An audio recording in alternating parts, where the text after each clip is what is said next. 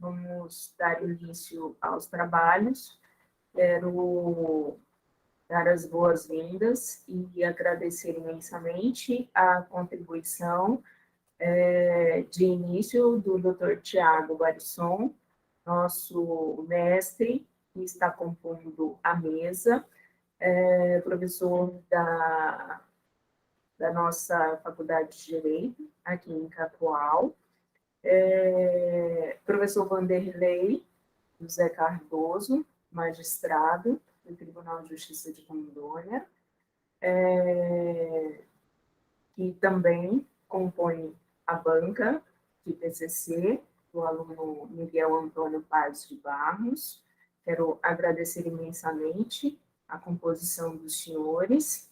E Miguel, nosso aluno da Escola da Magistratura, no ano de 2021, vai apresentar o seu trabalho. Miguel, você terá o tempo de 20 minutos para apresentar o trabalho que você pesquisou e desenvolveu, e os membros da banca farão a análise e, em seguida, depois da nossa reunião, em reservado, né?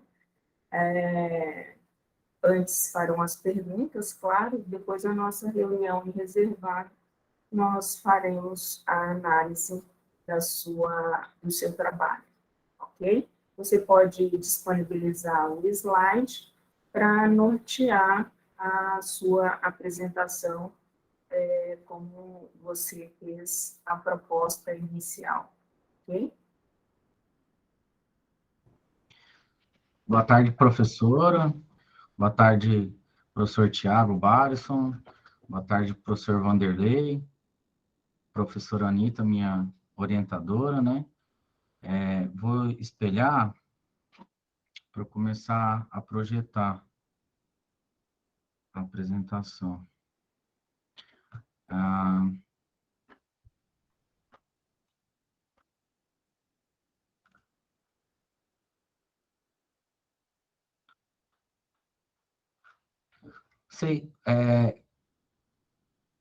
Está sendo projetado já? Por gentileza, que eu fiquei sem ver as câmeras. Sim, está ok. Tá ok, professor, obrigado. Primeiramente, assim, eu gostaria de agradecer a Escola da Magistratura do Estado de Rondônia, agradecer ao Poder Judiciário do Estado de Rondônia, o Tribunal de Justiça também, por ter permitido e ter trazido, né, a escola para a cidade de Cacoal. Eu sempre tive muita vontade em cursar, e até 2020 ela era em Jipa, né? Eu me recordo até que eu fiz uma prova, uma época, salvo engano, 2017, 2018, e como tinha que ser presencial e tudo, na época em Jipa eu não consegui cursar. E quando eu soube que vinha para cá, eu fiquei muito feliz, né, em ter a oportunidade, e também naquele momento de pandemia também, acabou que os colegas, também os próprios professores nossos, matavam um pouco aquela solidão nossa, né, de restrição de convívio social. Nesse sentido, agradecer a pessoa da Lidiane, do Antônio Marcos, que dão suporte para os alunos, para os professores também, ao professor Vanderlei, que está compondo a banca, que foi nosso professor de Direito do Consumidor. A maioria das nossas aulas eram no sábado, né? Eventualmente aos sábados, e aí a gente acordava cedo para assistir, acompanhar as aulas. A minha orientadora, professora Anita, né? Anita Belém, que sempre foi muito atenciosa comigo, sempre foi muito querida, assim, em todos os momentos, assim, até de dúvida quanto ao tema, dúvida quanto ao que escrever, indicação de livros, de autores.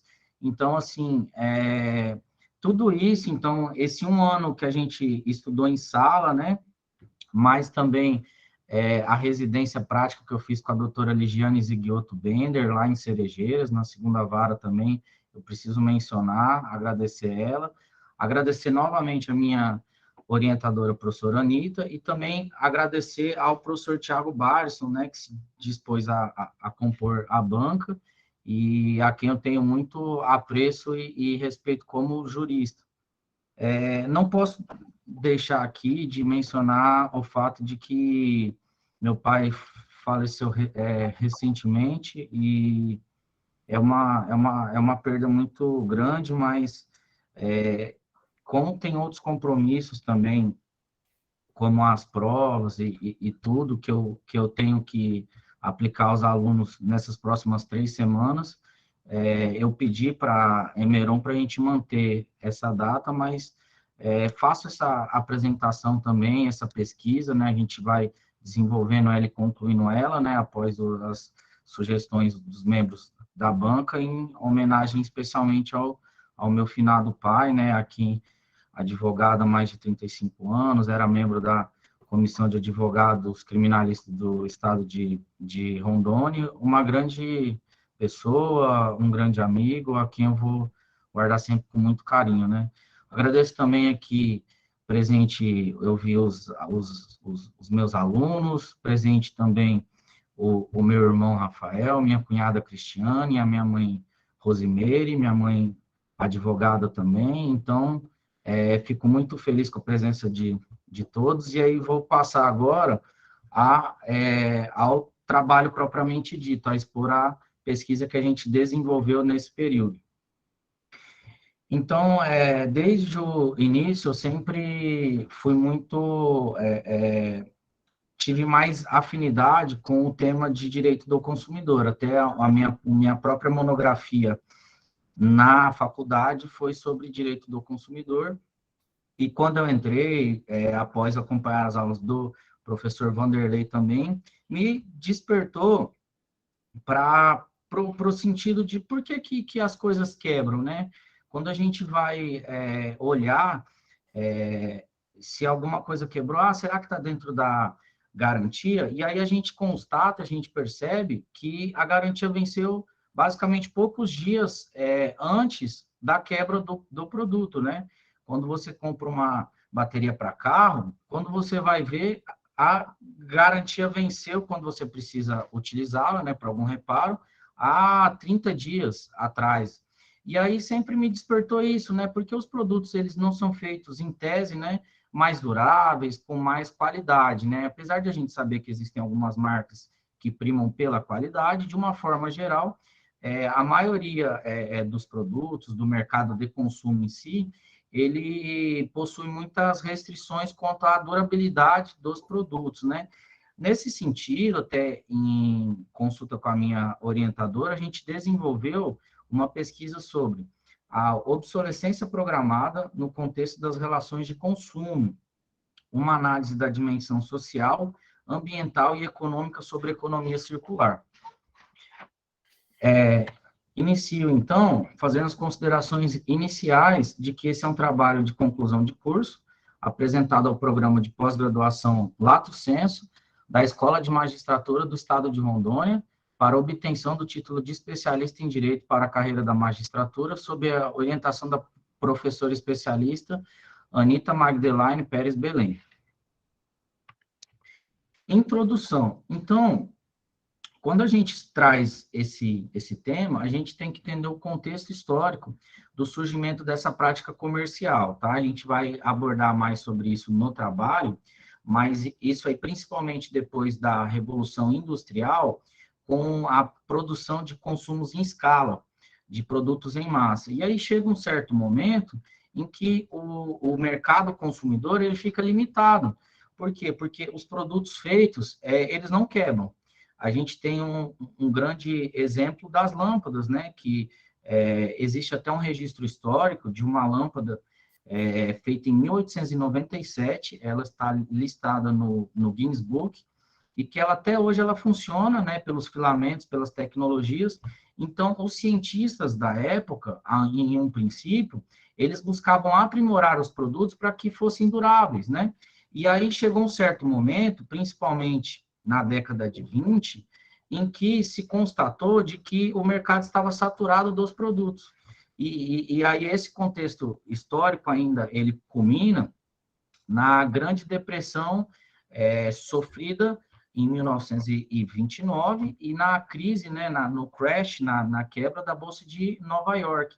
Então, assim, a economia norte-americana, ela precisava ter um incentivo para o consumo, para girar economia. E aí a gente constata, a gente vai até falar mais para frente no trabalho, de que houve algumas reuniões de empresas e até de estratégias comerciais, né, para os produtos serem feitos de uma forma de que eles tenham um certo prazo de validade, para quê? Para que seja para que se tenha a necessidade de ser adquirido depois. Nós vamos até especificar durante a pesquisa algumas técnicas e algumas espécies dessa obsolescência programada. Na introdução ainda, a gente pode trazer uma análise geral sobre ela e as suas espécies. Então,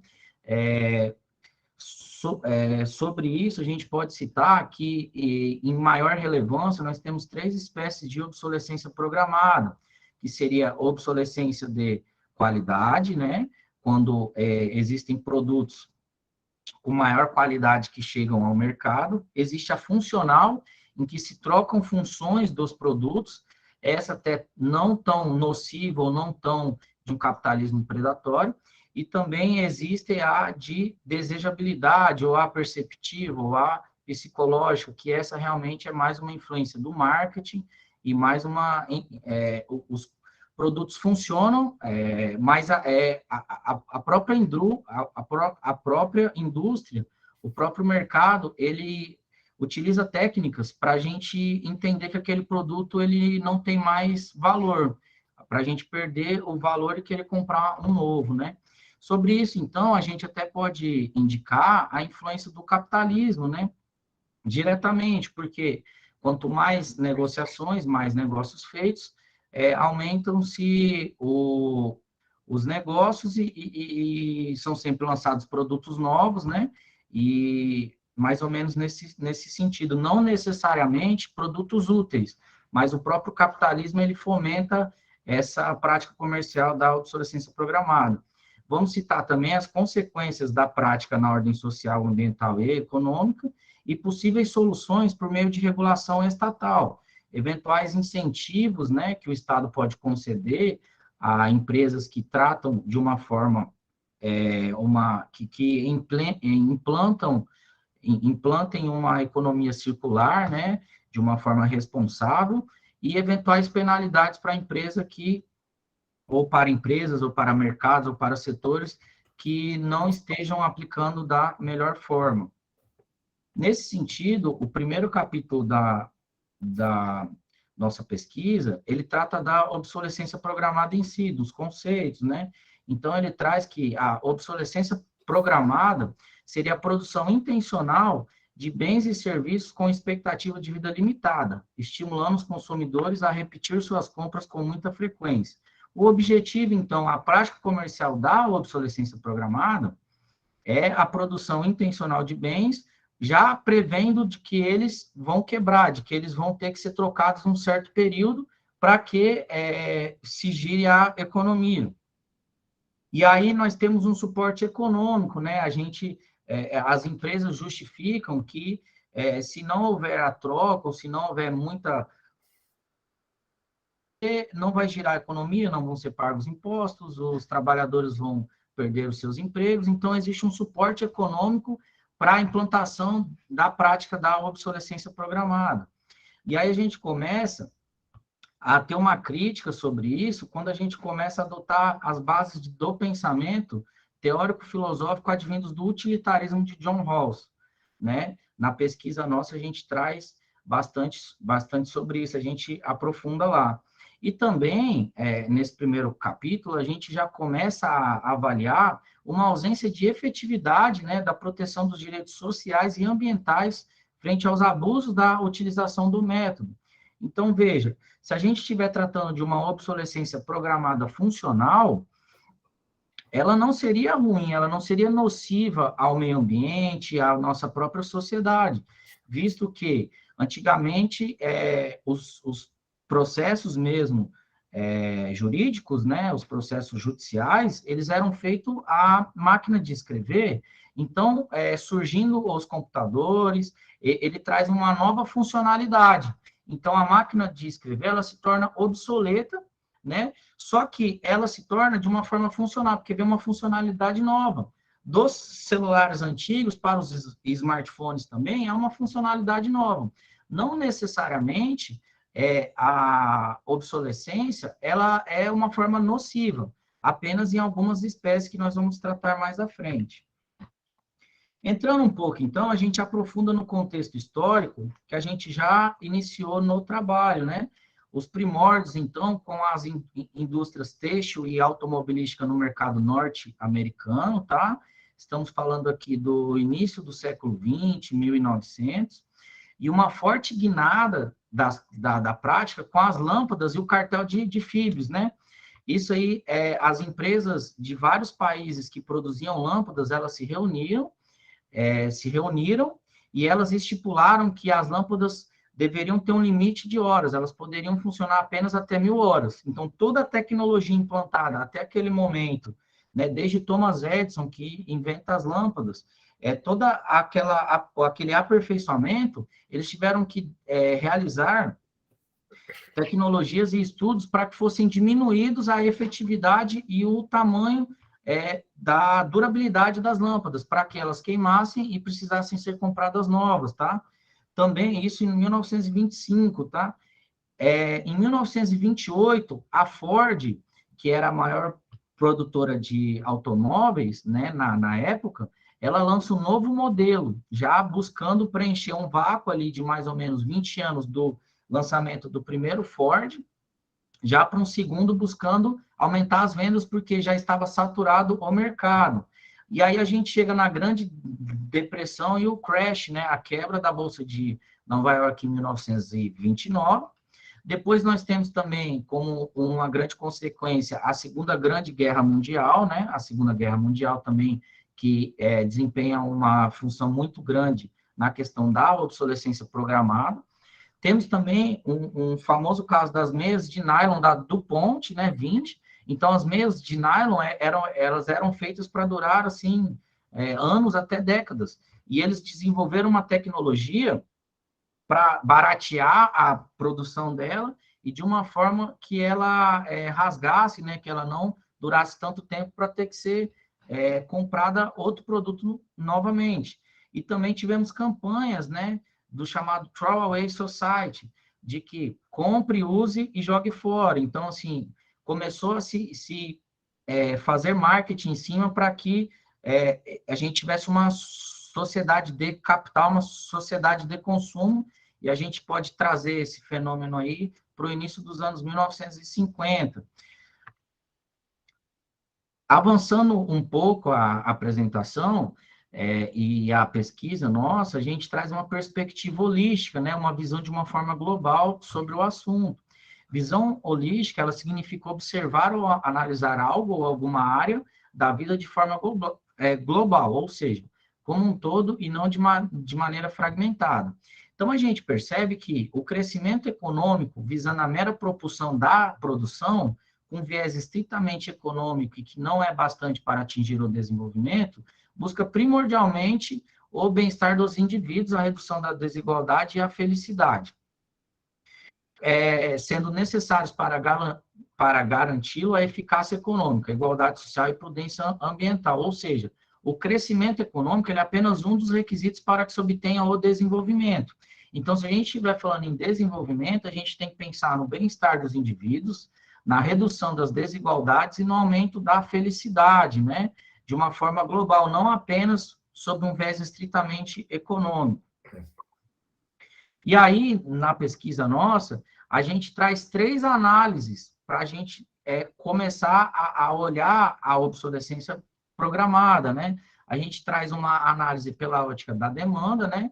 em que a disponibilidade de opções do mercado e a capacidade dos consumidores de escolher livremente entre essas escolhas, em uma obsolescência programada, ela fica prejudicada. Uma análise pela ótica da oferta, tá? Quando os produtores, eles trazem produtos ao mercado sob um modelo simplificado, em que todo produto comercial, ele passa por 4 estágios. Então, tem a introdução, o crescimento do uso do produto, a maturidade do uso do produto e o declínio. A obsolescência programada, ela entra principalmente nessa terceira fase de maturidade, que é uma estabilização da comercialização do produto. Cria-se primeiro a necessidade, introduz o produto no mercado, há um crescimento do uso dele e existe essa maturidade. A obsolescência programada, ela entra para evitar o declínio do uso dos produtos, né? E a gente também pode analisar por uma ótica ambiental, porque a gente tem maior dispêndio de energia e matérias-primas tanto para a produção desses produtos, de uma forma geral, quanto também para o descarte, né? Então, é um maior dispêndio do que seria necessário em condições ideais de mercado. Então, a obsolescência programada, ela acaba prejudicando de um viés dessas 3 formas, tanto quanto da demanda, quanto da oferta, quanto da ótica ambiental. Avançando um pouco a pesquisa nossa, a gente já entra em estratégias para a economia circular. O que seria economia circular, tá? É uma ideia de fechar o ciclo das etapas de vida dos produtos, que consistem na extração de materiais e recursos, concepção e fabricação deles, né, sua distribuição e aproveitamento, até o que é considerado resíduo, com posterior reciclagem e reaproveitamento, para trazer o produto de volta ao mercado, beneficiando o meio ambiente e a economia. Existe um plano de ação para a economia circular da Comissão Europeia, lançado em 2015, e um novo plano super recente em 2020, tá? E ele busca uma justiça intergeracional. Aqui, a ideia é de que, desde o início da produção, ela se torne sustentável, né? Então, todas as etapas de produção, de fabricação dos produtos, distribuição, ela se torna sustentável porque os recursos naturais, eles são finitos. E até a questão da durabilidade dos produtos também, por conta do descarte, porque onde vão ser, o que vão ser feito com esses produtos que não têm mais a finalidade para que eles foram criados. E aí eu trago uma citação da pesquisa de Singer, Pfannenfeld e Baumgartner, né? Em que eles concluem que a noção utilitarista de responsabilidade pela sustentabilidade implica que é responsabilidade de todos usar seu poder para atender às necessidades da geração presente, sem comprometer a capacidade das gerações futuras de atender às suas necessidades, desde que a geração atual não seja privada de suas necessidades básicas. É uma ideia, então, de utilitarismo de John Rawls, né? Também é uma ideia de justiça intergeracional e é uma ideia de sustentabilidade, né? De um consumo consciente de responsabilidade. E também, na pesquisa nossa, há uma análise de que os objetivos da economia circular, eles não podem ser alcançados sem a regulamentação da obsolescência programada. Então, é uma situação, a obsolescência, em que muito em breve já se começa na Europa e em alguns países lá especificamente, né, no próprio Estados Unidos, já começam a se ter algumas noções de que a regulamentação sobre esse tema vai ser necessária para enfrentamento desse problema social. E aqui eu trago uma citação de Halley, né, que ele fala aqui, uma vez que a sustentabilidade é um dos principais objetivos da economia circular, as percepções sobre uma noção utilitária de responsabilidade pela sustentabilidade são benéficas. O utilitarismo, ele constitui a base filosófica deste estudo, porque, teoricamente, desempenha um papel vinculante entre o direito, a economia e o meio ambiente. Então, qual que é hoje a legislação aplicável à espécie? Atualmente, não há legislação específica que proíba diretamente a obsolescência programada. E, assim, diferentes tipos de legislação eles são empregados, ainda que indiretamente, como a proteção ao consumidor, a concorrência desleal e ao direito ambiental, tá? Quanto ao consumidor, a gente tem o Código de Defesa do Consumidor, que prevê um prazo mínimo de garantia legal em produtos, que prevê um prazo mínimo de reposição de peças, e ele, dentro do ordenamento jurídico brasileiro, ele está na Lei Federal 8.078 de 1990.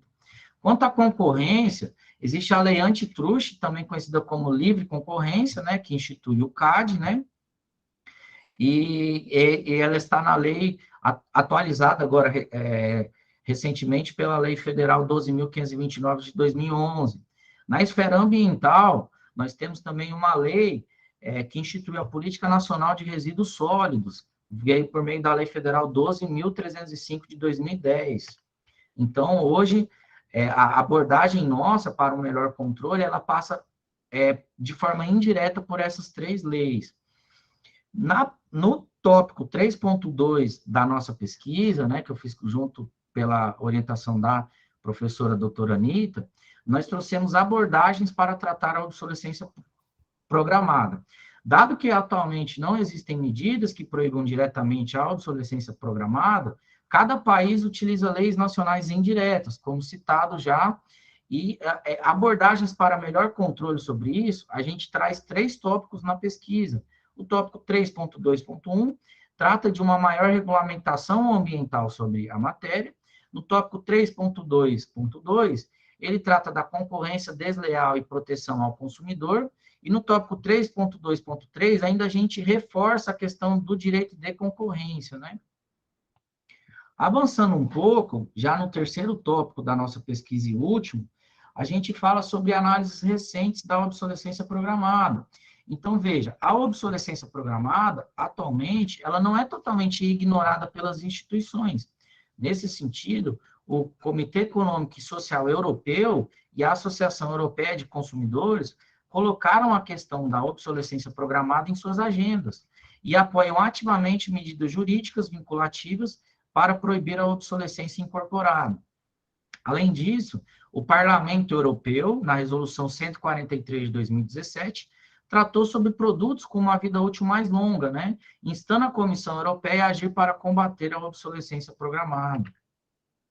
Ainda sobre esse ponto, mais recentemente, como dito já, a Comissão Europeia deu alguns passos em frente no seu plano de ação para a economia circular, emitido em 2020, faz parte dos principais blocos do Acordo Verde Europeu, que é a nova agenda da Europa para o crescimento sustentável, buscando, entre outras, a imposição de medidas regulatórias para a parte eletrônica e as tecnologias de informação e comunicação, né, visando que os dispositivos sejam projetados para eficiência energética e durabilidade, reparabilidade, capacidade de atualização, manutenção, reutilização e reciclagem. E aqui, numa parte mais, chegando mais ao final da pesquisa, a gente trata de uma forma mais específica sobre os tipos de obsolescência programada. Então, a gente traz uma análise recente do enfrentamento da obsolescência programada, até para não ficar tão extensa a apresentação, a gente até pode disponibilizar depois a versão final para quem tiver interesse maior nessa pesquisa, para poder auxiliar ela, mas existem várias condenações quanto a impressoras que davam um problema depois de um certo período de uso, impressoras que mesmo com o cartucho cheio, colorido, ele dizia que estava vazio, que bloqueava a utilização. Então, existem condenações, isso a gente cita a nível Europa, também muito famosas condenações contra a Apple e a Samsung, que são fabricantes de aparelhos eletrônicos, em que elas estavam atualizando softwares para que os aparelhos de 3, 4 anos atrás, então hoje nós estamos falando do iPhone 13.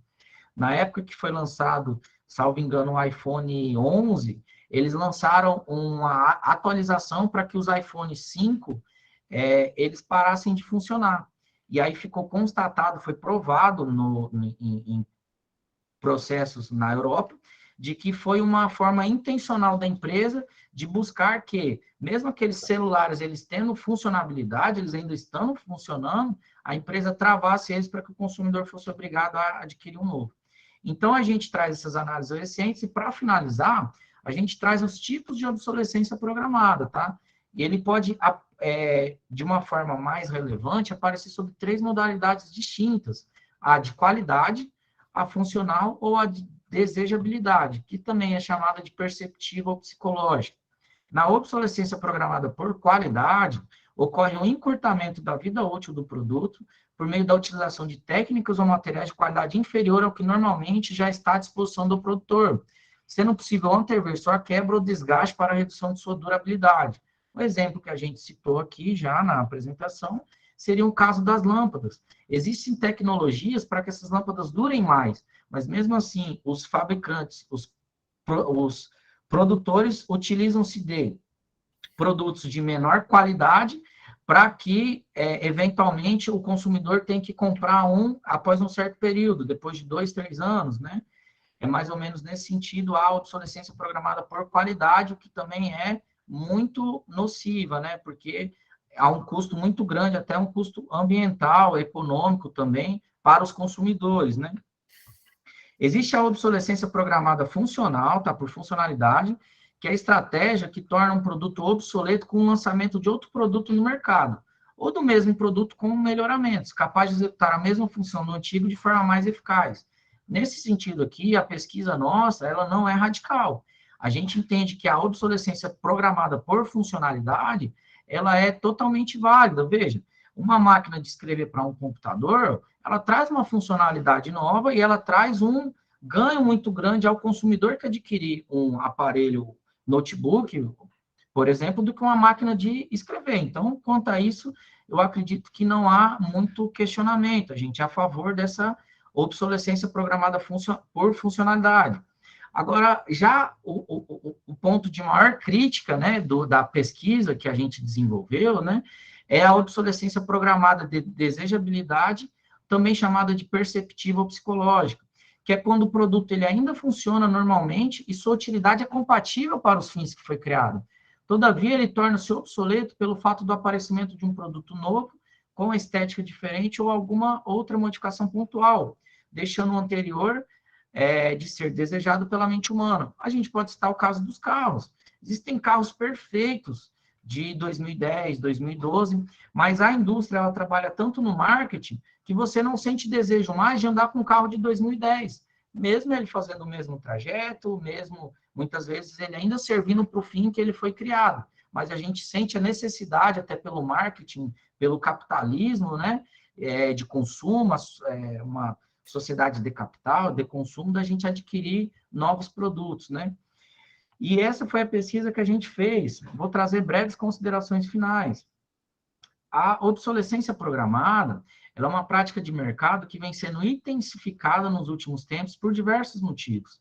E, embora existam algumas medidas encorajadoras em vigor, ela ainda não há uma regulamentação expressa da sua utilização. A gente utiliza, então, de legislações distintas, que podem ser consideradas muito brandas, para impedir as práticas das empresas, como encurtar a vida útil dos seus produtos ou induzir os consumidores a comprar novos produtos sem fornecer alternativas. E, além disso, também são aplicáveis apenas às categorias específicas de produtos, né? Não há uma regulamentação expressa. Normalmente, quando há alguma crise maior, se regulamenta um certo setor. Segundo tópico, de considerações finais, a obsolescência programada, ela deveria ser melhor regulamentada por uma legislação ampla e global para salvaguardar um campo de jogo justo e obter consistência em todos os países para garantir que as estratégias de negócio estejam em conformidade com a economia circular de sustentabilidade, né? E chegando ao último slide, vamos falar especificamente do Brasil, né? Vamos trazer que no Brasil, não existe qualquer legislação específica para coibir a obsolescência. O Código de Defesa do Consumidor, aliado à Lei Antitruste e à Política Nacional de Resíduos Sólidos, são as legislações que tentam fazer guarida frente a tal prática. Mas, dada a complexidade do mecanismo da obsolescência, alguns projetos de lei eles buscam melhorar a posição da sociedade frente aos fornecedores que fazem uso do artifício da obsolescência de forma indevida. Então, veja, não é coibir todo tipo de obsolescência programada. Inclusive, a de funcionalidade é até de forma benéfica, né? A gente pode encarar, a pesquisa nossa trouxe de que ela é até benéfica, quando ela traz novas tecnologias e funcionalidades que realmente melhorem a sociedade. E aí, mas existem usos de forma indevida dela que devem ser coibidos e melhor regulamentados pelo Estado e pelos órgãos competentes. E para a gente finalizar a apresentação, pelos motivos expostos, a prática da obsolescência programada, ela deve ser combatida por toda a sociedade de maneira coletiva, e para que isso aconteça, são necessárias políticas públicas de educação, informação e conscientização para um consumo consciente, sustentável e com vistas à proteção dos valores socioambientais, com a adoção de um compromisso com o meio ambiente, a sociedade e as futuras gerações. Dito isso, eu encerro a apresentação. Gostaria de agradecer a todos que se mantêm presentes, a atenção da minha orientadora, professora Anita, que me auxiliou durante todo esse período ao desenvolvimento da pesquisa, ao professor Vanderlei, que foi o docente da matéria nossa, que me inspirou a desenvolver também essa pesquisa, e ao professor Tiago Barison, que é coordenador nosso do curso de Direito da Unesc, né, e que também sempre deu todo o apoio necessário aí. Devolvo a palavra. Eu vou retomar a palavra aqui, porque o protocolo já foi totalmente quebrado, né? Mas eu preciso dizer que eu fiquei assim, não fiquei surpresa, porque eu já conheço a sua capacidade e o seu potencial, Miguel. Mas a sua exposição, ela foi muito mais do que brilhante, e eu fiquei aqui encantada, assim, embevecida com a sua exposição, e não consegui te interromper em momento algum, né? Porque seria um absurdo, um abuso, tirar uma apresentação irretocável como a sua, né? E o trabalho estava maravilhoso, está maravilhoso, e a sua apresentação apenas coroou todo o seu empenho e a sua dedicação que você veio apresentando durante todo o nosso curso. Doutor Tiago, eu vou passar a palavra para o senhor agora, né? A palavra está com o senhor. Muito bem, boa tarde, na verdade, já quase boa noite a todos. Com muita alegria que eu participo dessa solenidade, dessa banca de TCC do Miguel Barros Filho. Eu queria inicialmente agradecer a própria Emeron, aqui na pessoa da doutora Anitta, né, que, juntamente com o doutor Vanderlei, representa a instituição.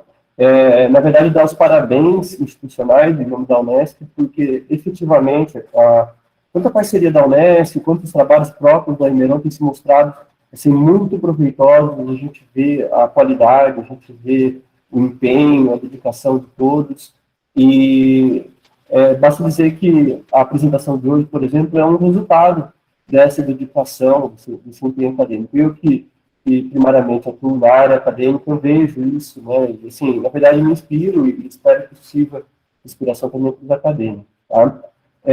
Enfim, meus cumprimentos para a doutora Anitta, para o doutor Vanderlei, né, que, além de serem docentes, também são magistrados, honram a profissão, com certeza. E meus cumprimentos também para o Miguel Barros Filho, que, além de examinando aqui nessa banca, ele também é meu colega de profissão aqui na instituição, também é docente da Unesc, né? A gente, na verdade, ficou muito feliz em saber que ele ia ter essa apresentação. Eu, pessoalmente, fiquei honrado em receber o convite para participar.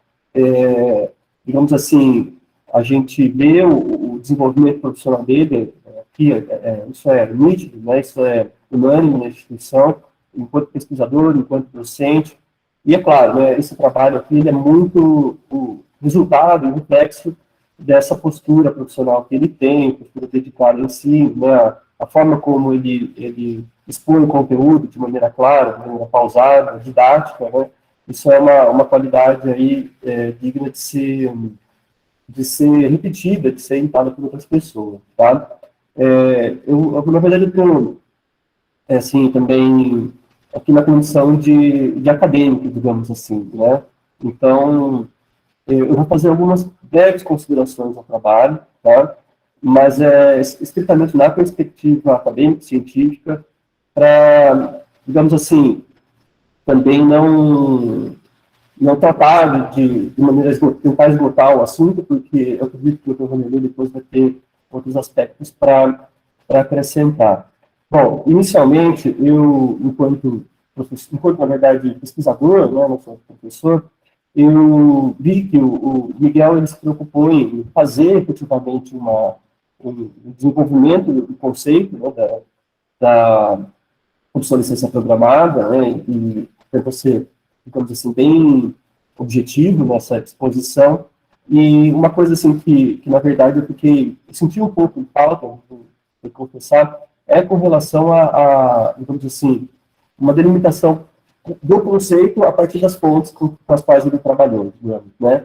No sentido de, por exemplo, a gente sabe que é um conceito de lado econômico também. A gente, inclusive, viu que ele colocou o London como uma referência principal, não é? E assim, em alguma medida, por exemplo, eu sinto que isso é necessário, essa definição mais precisa, porque, querendo ou não, né, é uma pós-graduação na área do direito. Né? Então, nós trabalhamos com conceitos, com definições. Né?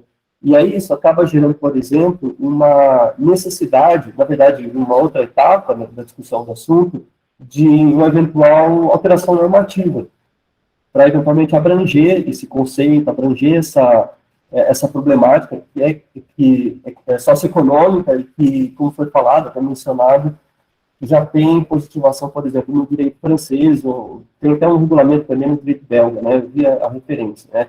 E eu, enquanto professor da área de direito internacional, eu fiquei assim, bem curioso a esse respeito, né? Infelizmente, a gente tive tempo de fazer a pesquisa na fonte, porque faz a menção da existência da norma.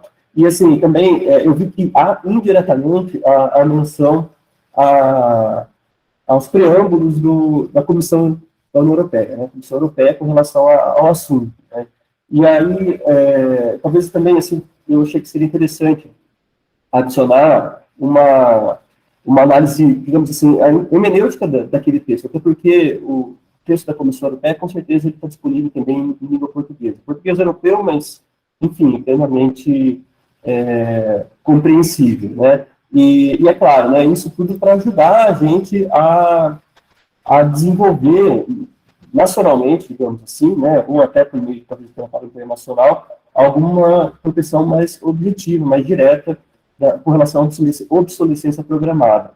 E eu vi que o Miguel ele se preocupou, né, de mostrar que efetivamente há uma preocupação nos tribunais a esse respeito, que o ataque tem sido indireto, né, por parte do intérprete, né, e isso com certeza por conta da ausência da norma.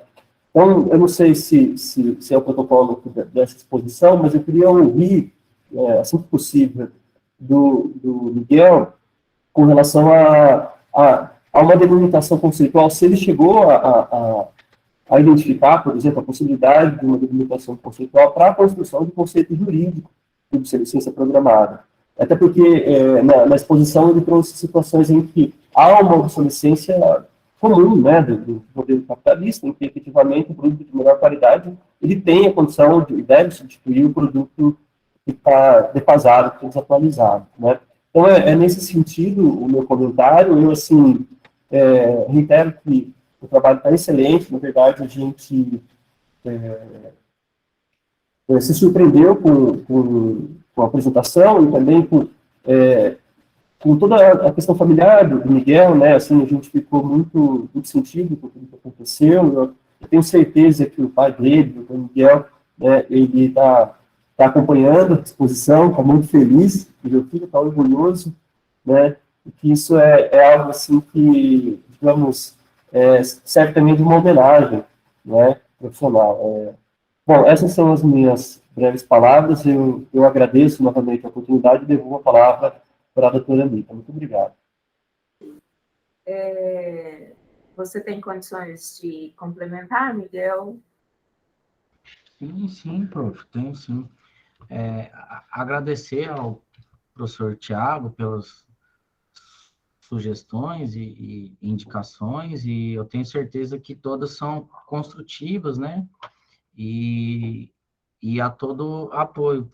Realmente, assim, como era uma monografia de pós, a gente pode até, eventualmente, né, aplicar essas sugestões depois da banca. Mas, assim, eu entendo que o conceito dele ainda não está bem definido, sabe assim, professor? Então, nesse sentido, eu conceituaria a obsolescência programada como a prévia disposição do fabricante ou do construtor ou do fornecedor de produtos e serviços de que aquele bem ele não tenha a máxima durabilidade ou a máxima tecnologia implantada nele. E aí eu penso que a normatividade, os nossos legisladores, nossos deputados, senadores, eles precisam estudar, até por meio de trabalhos como esse que a gente está desenvolvendo aqui, uma forma, um conceito de que realmente, professor Tiago, eu concordo de que existem algumas situações em que os produtos eles não são, de certa forma, nocivos. É uma situação natural do próprio produto, ele eventualmente conter algum vício e tal, desenvolver algum vício. Deixa eu te ajudar um pouquinho, Miguel. Uhum. Eu entendi a abordagem, professor Tiago, no sentido acadêmico, da necessidade de que o trabalho precisa ter essa construção indicativa, conceitual. Mas dentro dessa formulação, as referências bibliográficas com relação a essa terminologia, ela não tem uma base sólida construída ainda. Por isso que o trabalho não fez essa referência de forma bastante objetiva. E como se trata apenas de um TCC e não de um trabalho mais aprofundado, a construção terminológica de um conceito, ainda num TCC, é assim, bastante precipitado, né? Então, seria um passo mais à frente, né, para a construção de uma dissertação de mestrado ou de um doutorado, algo mais profundo, né, com outras bases para uma sustentação mais sólida a justificar ou fundamentar um texto legislativo, digamos assim, né, que seria a sua sugestão. Mas é óbvio que um trabalho com essas referências voltadas à definição e à terminologia embasada em referências bibliográficas, ela dá muito mais sustentação e, claro, a credibilidade.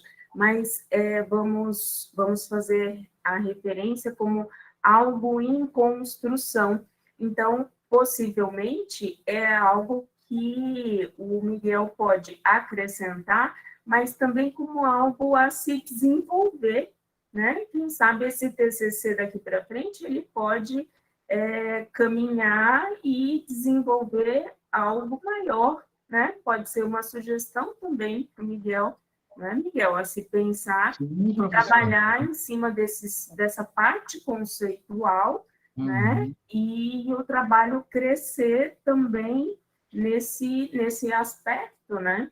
É uma ótima sugestão do professor Tiago, no sentido ali de delimitar mais e, eventualmente, até virar uma tese, né, de doutorado, trazendo hipóteses e eventualmente, até alguns resultados, né, para a gente estudar academicamente alguma solução mais concreta, né, para essa situação, né? As abordagens conceituais, né?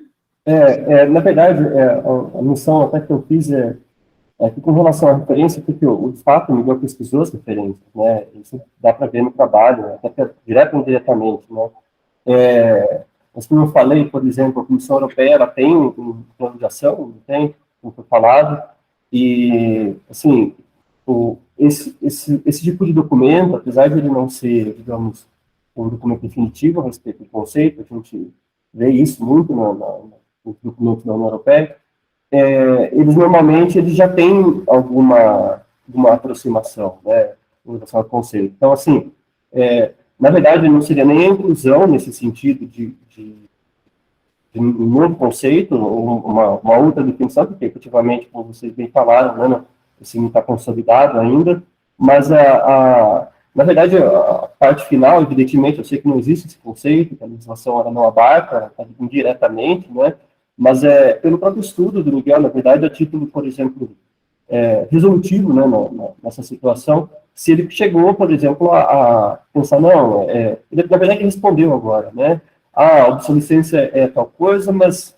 vamos dizer assim, ela atinge determinada situação, mas ela também não pode gerar um impedimento de avanço tecnológico, né? Então, claro que é uma pergunta provocativa, né, de maneira nenhuma, digamos assim, entendendo que a conclusão dele foi equivocada, pelo contrário, mas é no sentido justamente eu acredito que pela forma como foi escrito, pela forma como foi pesquisado, eu acredito que o Miguel ele tem uma noção bem clara, digamos assim, do que seria, e ele já me falou também, já falou para todos nós aqui, como seria essa delimitação, digamos, né? Não seria um projeto de lei. Na verdade, se o Miguel eventualmente quiser, ele tem condição efetivamente de elaborar um projeto de lei a esse respeito, né? Encaminhar aí as políticas. Mas esse olhar contributivo, né, que os membros da banca nos auxiliam. E o senhor foi, assim, muito brilhante em nos possibilitar esse olhar que nós ainda não havíamos enxergado. A gente agradece. Eu fico feliz, assim, eu acho que, Imensamente. eu até, assim, desculpa quebrar o protocolo novamente, né, eu até fico, assim, um pouco, digamos, um pouco parcial a minha visão, porque eu, como trabalho com o Miguel, a gente, às vezes, entre si toma algumas liberdades, e, assim, ele mesmo falou para mim, não, professor, fica à vontade e tal, e eu tive que procurar alguma coisa para falar, né, porque efetivamente, com relação à qualidade do texto, eu não posso nem comentar, com relação à estruturação, né, isso é algo que a gente tem que procurar algo a mais, né, até para também justificar a minha presença aqui também. Né? Mas foi ótimo, perfeito, muito bom. Muito obrigado. Muito bom, parabéns. Muito obrigada, professora. Agora vamos passar a palavra ao professor Vanderlei, que é o nosso professor na Escola da Magistratura da cadeira de Direito do Consumidor. E a palavra é sua, professor, e meu colega querido. Obrigado, querida doutora Anitta, colega de concurso, colega de Emeron agora, né? Cumprimentar aqui o doutor Tiago, fazendo parte da banca, um grande abraço, prazer estar aqui com o senhor. Cumprimentar aqui o Miguel, pela belíssima apresentação que ele fez. A gente pode perceber que ele fez um trabalho de pesquisa dentro do espectro, né, de um curso de lato sensu, né, de especialização. Ele fez um trabalho belíssimo, né, de alta qualidade. Ele foi muito feliz na escolha do tema, né, porque é um tema que ele não se esgota em si mesmo, é um tema que lança para discussão, para um questionamento da sociedade, algo muito grave que vem acontecendo, e muitas pessoas não estão percebendo, né? Quando eu digo pessoas que não percebem, digo consumidores, né? E os cidadãos em geral, e é um aspecto maléfico do capitalismo que precisa ser regulamentado. Ele explanou vários aspectos aí, o início de regulamentação, o início de preocupação, Mas a gente sabe que é uma realidade triste que muitas vezes o poder econômico fala mais alto do que outras questões, né? A gente vê isso todo dia na nossa justiça, no nosso país, nos outros países. Mas é uma luta diária que a gente tem, né? Os defensores da justiça em sentido amplo e os estudiosos, os filósofos. Que eu poderia contribuir para o seu trabalho, Miguel? Você falou muito em utilitarismo, né? E eu acho que você deveria enriquecer o seu trabalho, talvez trazendo um pouco, né? Ou até alguma citação ou uma menção ao Jeremy Bentham e o John Stuart Mill, que seriam considerados aí os pais do utilitarismo, né? Que seriam os filósofos utilitaristas por natureza dentro da filosofia do direito. Então, são filósofos aí que deram nome à teoria, né? Então, eles seriam os precursores e os que dão a cara a essa teoria. Então, acho que isso seria importante no seu trabalho, como você falou, trabalhou muito com o utilitarismo.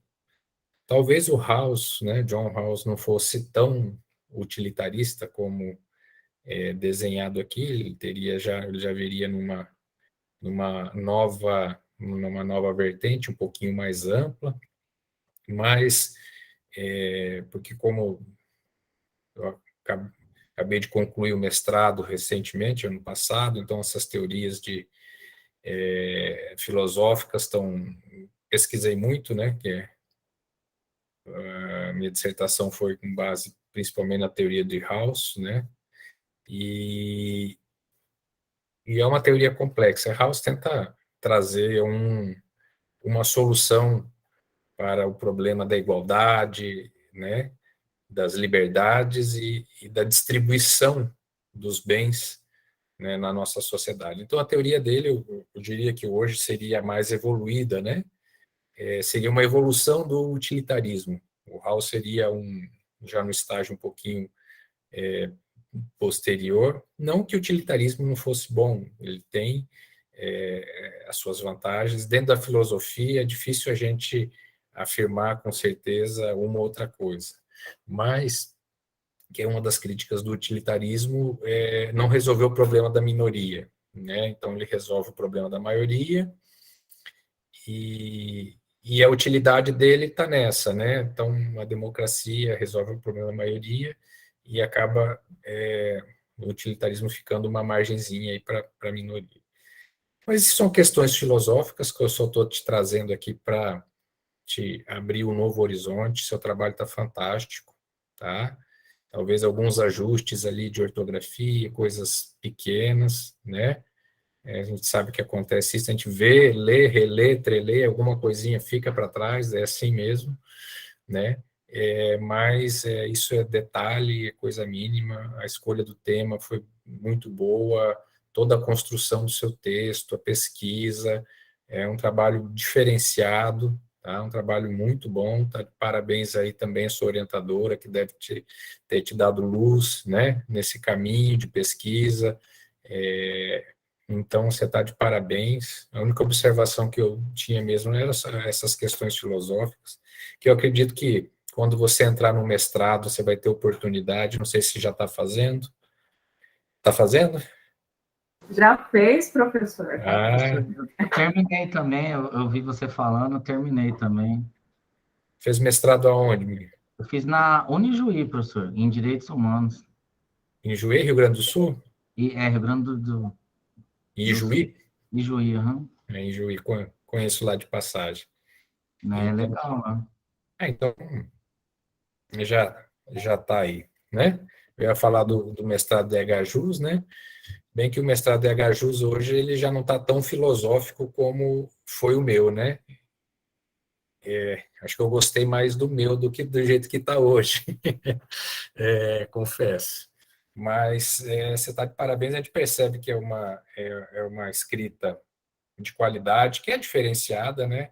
Que a gente está acostumado a ver com dissertações, né? trabalho de conclusão de pós-graduação já num aspecto mais simplificado, com menos profundidade, a gente vê que a sua é diferenciada mesmo. Então, queria desejar a vocês sucesso, né? Dizer que seu pai deve estar muito feliz nesse momento, onde ele está te assistindo, né? Que você está de parabéns e toda a sua família e todas as pessoas que te deram apoio estão de parabéns, porque você não é só um aluno, né, da pós-graduação da Emeron, você é uma pessoa especial que está aqui com a gente, que desempenha um trabalho maravilhoso, um estudo maravilhoso, e que Deus te abençoe e continue te iluminando nessa caminhada aí, que você tem muito para dar e contribuir para a nossa sociedade. Era isso. Ok. Agora eu vou pedir para a nossa equipe para que a gente possa se reunir para deliberar.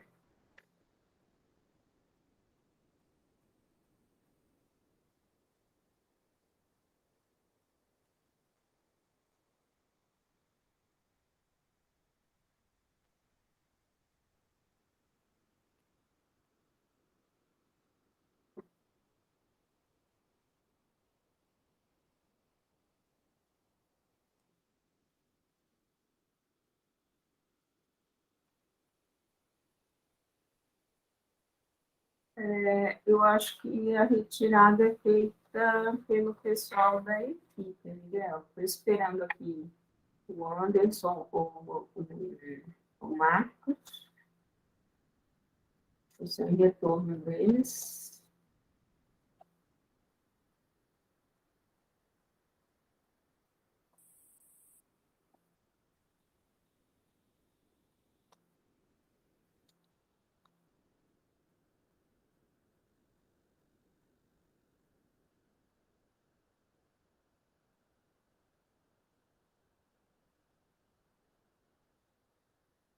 Oi, Marcos.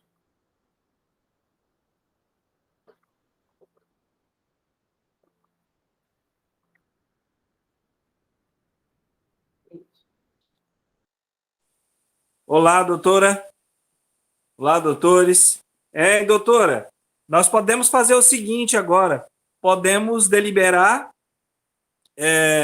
sobre a banca e o Miguel aguarda até a gente deliberar sobre a banca, beleza?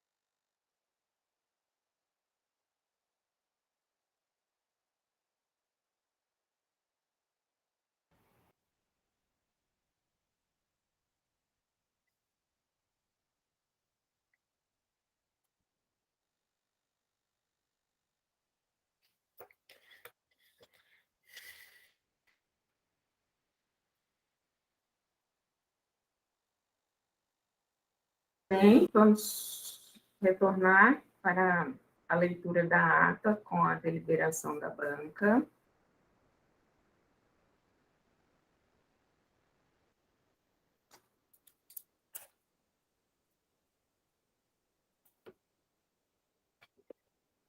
Muito bem. Ata de defesa número 2, de 2022. Ata de defesa do trabalho de conclusão de curso de especialização em Direito para a carreira da magistratura, de trabalho de conclusão do curso de especialização em Direito, submetido pelo discente Miguel Antônio Paz de Barros Filho, matrícula 21 EDCN 499, turma 10B, como parte dos requisitos para obtenção do título de especialista pela Emeron, Escola da Magistratura do Estado de Rondônia, às 18h14 do dia 27 de maio de 2020, por meio de webconferência, reuniu-se a banca examinadora, designada pela coordenação do trabalho de conclusão de curso, composta por esta subscritora, Anita Magdelaine Pérez Belém, como presidente, o professor mestre Vanderlei José Cardoso e professor mestre Tiago Badisson de Melo Oliveira como membros, após em que agradeço a presença de todos os presentes, acredito que em grande maioria alunos do nosso discente, Miguel, está aqui apresentando o seu trabalho, agradecendo também a presença e a valorosa contribuição dos nossos membros que compuseram a mesa.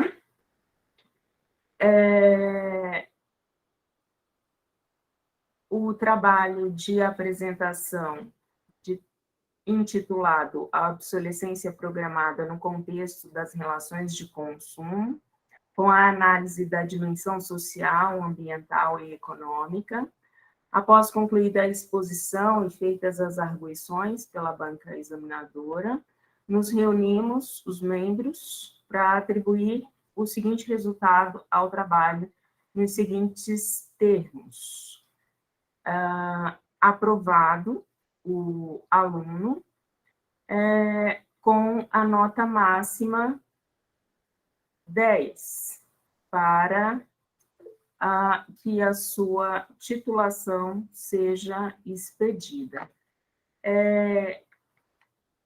Terá um prazo de 10 dias para que as sugestões e recomendações formuladas pelos membros da banca, professor Tiago, professor Vanderlei, sugeriram, né, para que você possa fazer os ajustes e adeque para a redação final e nós possamos dar por finalizado o seu trabalho de conclusão.